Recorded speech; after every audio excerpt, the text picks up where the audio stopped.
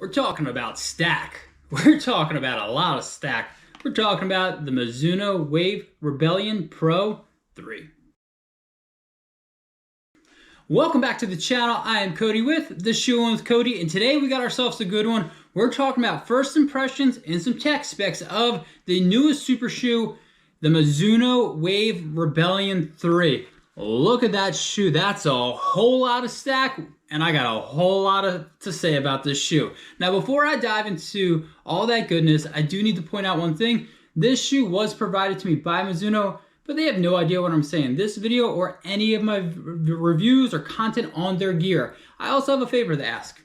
Hit the like button, smash the subscribe button. You know you want to. Costs you absolutely nothing, but it definitely helps the channel. Now let's sit back, relax, and let's talk about the Wave Rebellion 3 by Mizuno. To get this video started, I am going to be talking about the tech specs, and honestly, there's a lot to go over. There is a whole lot of stack here. From my understanding, there's about 61-ish, 61 stack right here. I mean, just look at that. That is a whole lot of stack right there. I believe this is a 4mm drop shoe. Thank goodness. 61 to anything looks bigger than that might be catastrophic, especially for me and my ankles. So again, you're looking at 61 here in the heel, 40 or 51 in the 57 in the forefront. Again, 4mm drop shoe. And there's a whole lot of this Mizuno Energy XP. This is like their premium, that top shelf. That is that foam. I'm going to just do it one more time because that is just, you got to take that. There is a carbon plated shoe, or plate in this shoe right here. This again is that shoe to pick the paces of that fast day shoe. Hit some intervals, maybe go half marathon, maybe marathon, if you got the ankles for it. This is just your basic, I believe, engineer upper. There's not much to here. It is extremely breathable. It's cold here in Pennsylvania, and it's breathable. There is a nice heel counter right here. So again, a lot of times with super shoes, you're gonna have pretty much where it's completely flimsy, and it is right here. But you do have a pretty nice little lockdown right here. Nothing too crazy. You have a full slab of rubber right here to get the grip, eat the ground when you are running. You're looking about 7.7 ounces in size 9. So probably a little bit closer to 8 in my size, which honestly really isn't bad for this shoe that you're getting 61 millimeters in the heel. I just want to keep saying that 61 right here.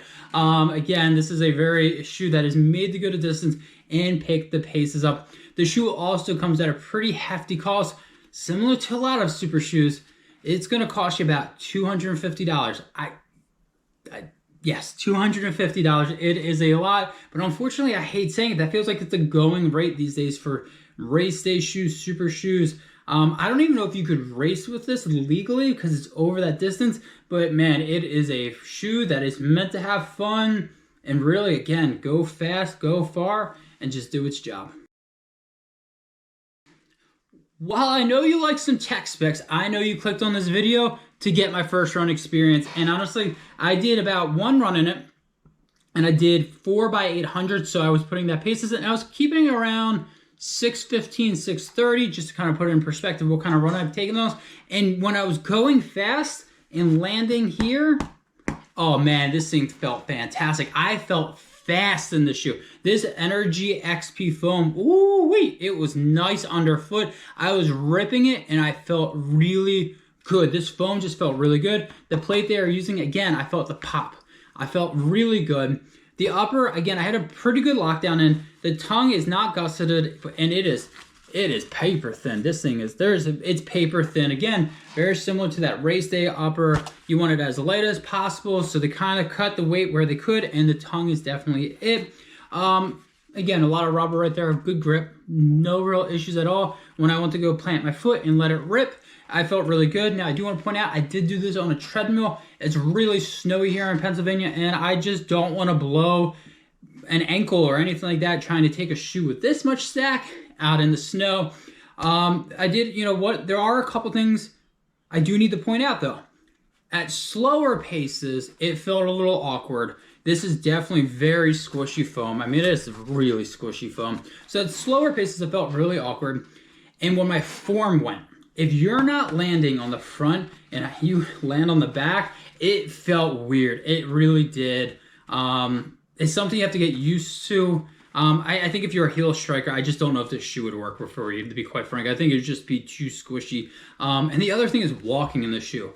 It is so freaking weird. When I walk, I don't walk on my toes. I kind of do, heel strike. And man, I'm telling you, when you hit that, it's awkward.